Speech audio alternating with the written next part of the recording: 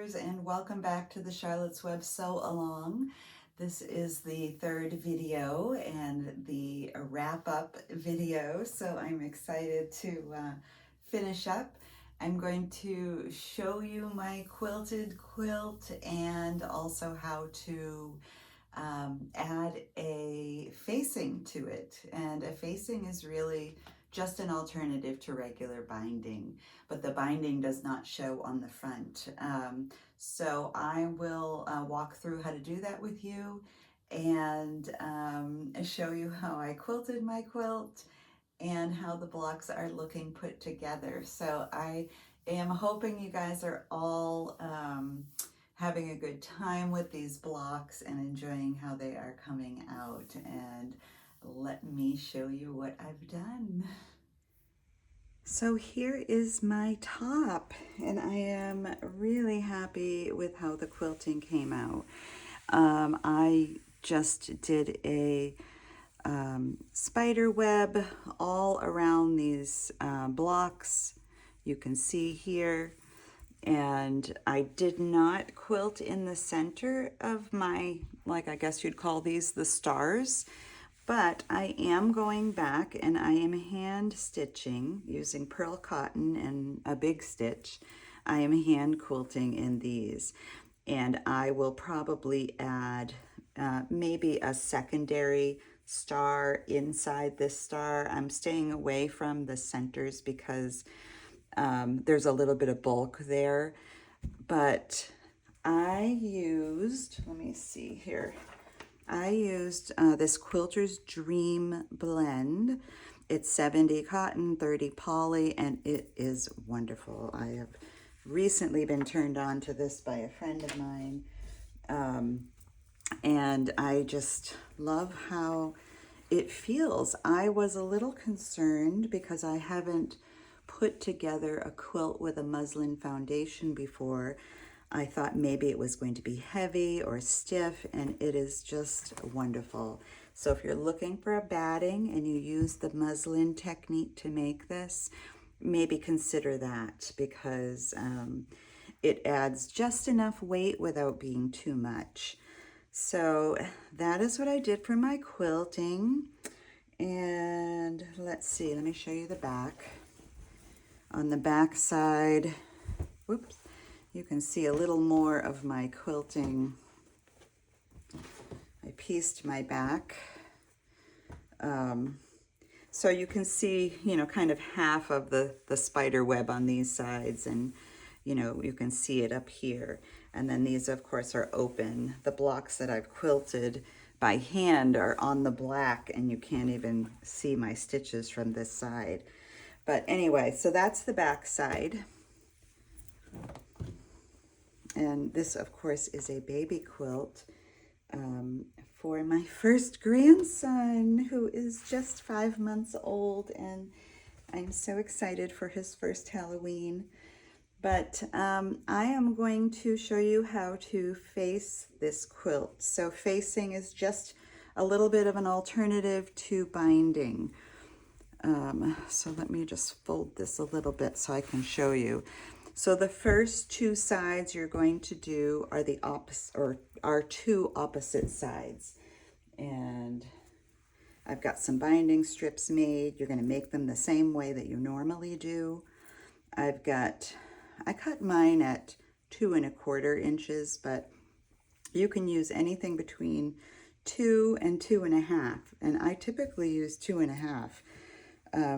But I was a little short on fabric and thought, well, I will cut them a little shorter. So on these two opposite sides, you're going to place your binding strip with the raw edges aligned with the raw edge of the quilt. And it's going to be the exact length of these two sides, okay? So I've got this binding strip matched up, and I'm just going to clip it just to hold it in place.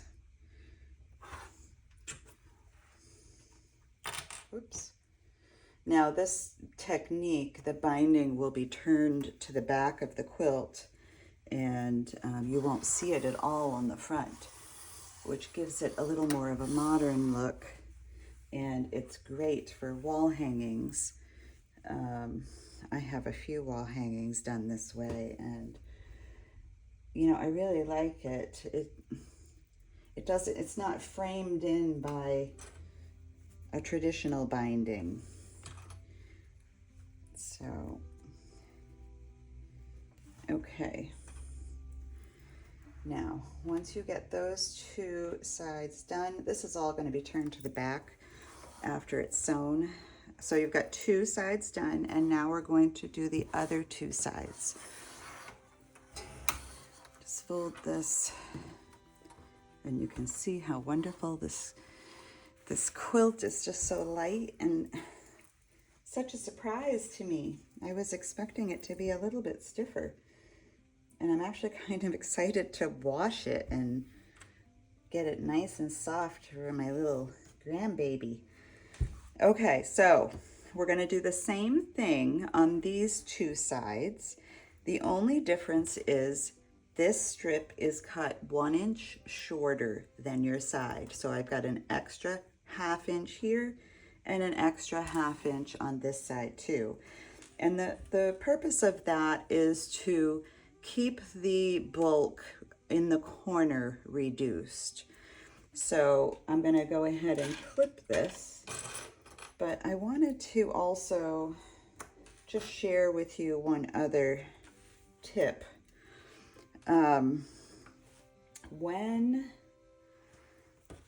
If you plan to hang this, there is an option to take a square of fabric, fold it on the diagonal, give it a press, and put it under this.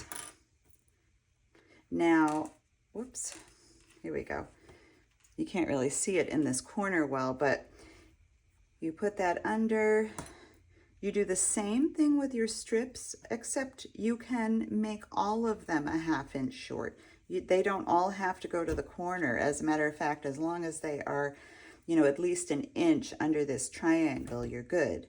So when you would turn this to the back, the triangle actually acts as a way to hang your quilt, which is kind of nice. You can use a rod and hang your quilt that way. So, we want this short end to be on top. Okay, I'm just going to move my clip down a little bit. So now, I got one more side to do. Let me finish this side.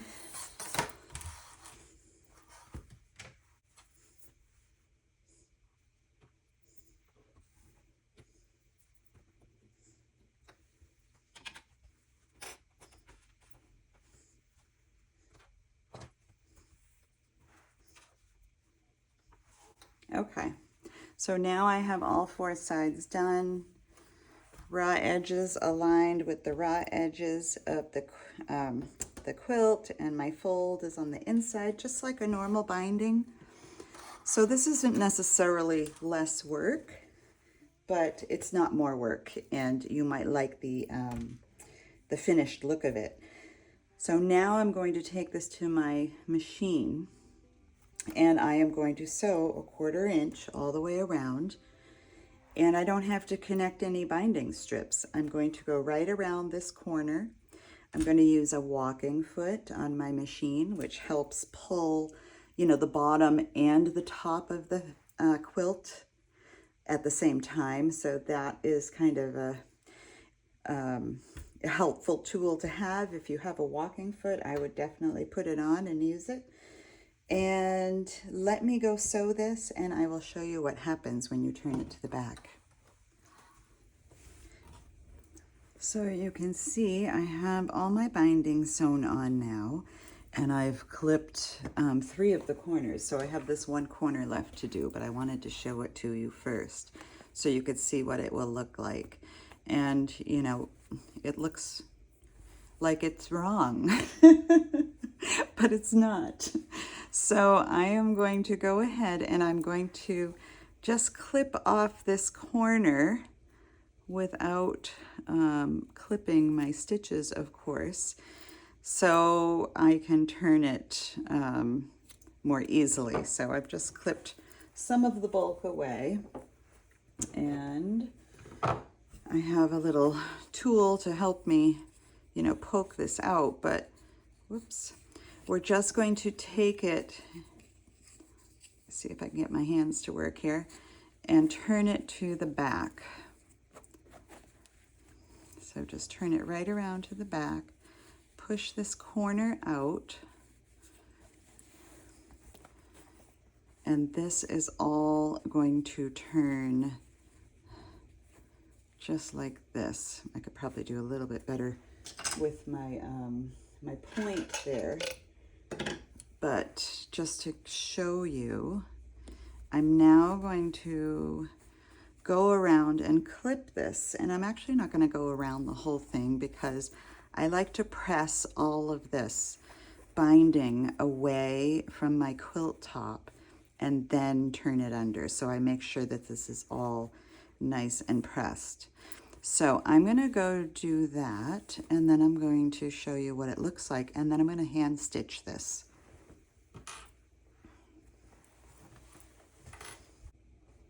Okay, so I went a little crazy and I finished everything. So I wanted to share with you how everything came out.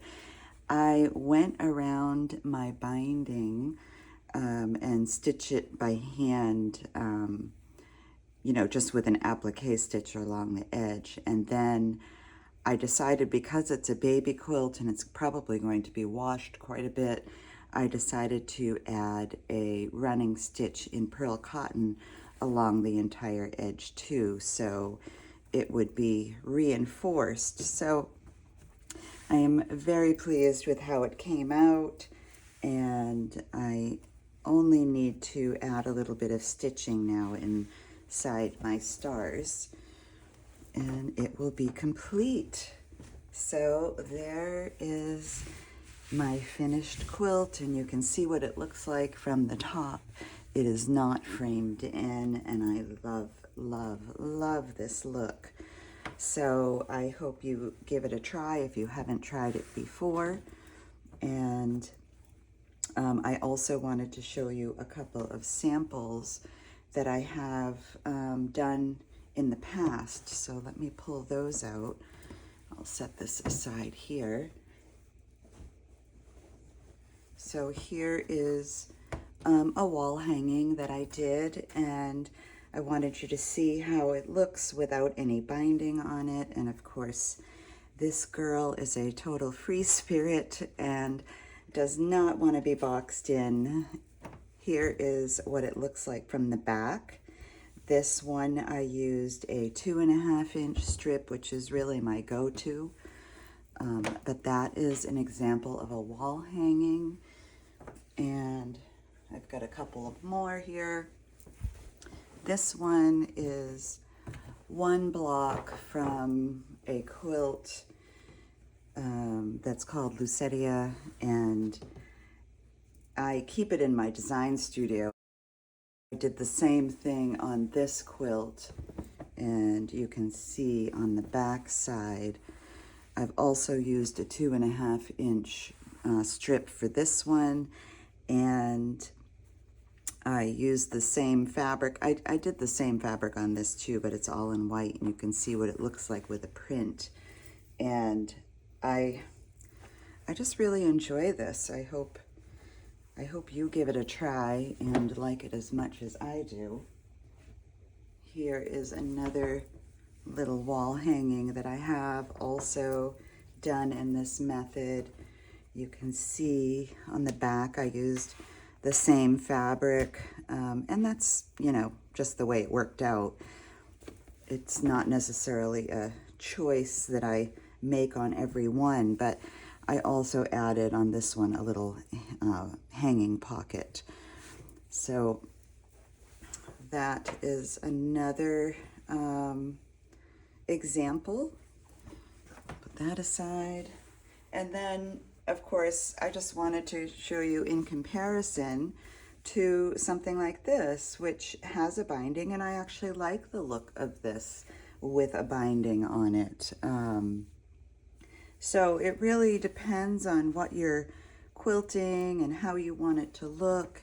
Here's another one with a binding, and I love this binding because it kind of ties together the colors in the quilt. So you can see the difference between something that's sort of framed with a traditional binding and something that has no border, no frame on it, and the way that that looks. So just some food for thought, and you know, give it a try, maybe on a small project first before you go ahead with a larger project, and see if you like it. And here's our project again. So I wanted to mention a couple of things.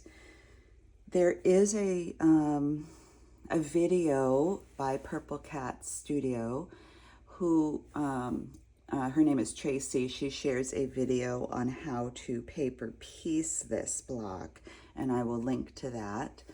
And I wanted to just thank you for quilting along with me and sharing your love of quilting and supporting my small business and buying the pattern. And I hope you enjoyed this little sew along, and I will see you out there in the quilt universe.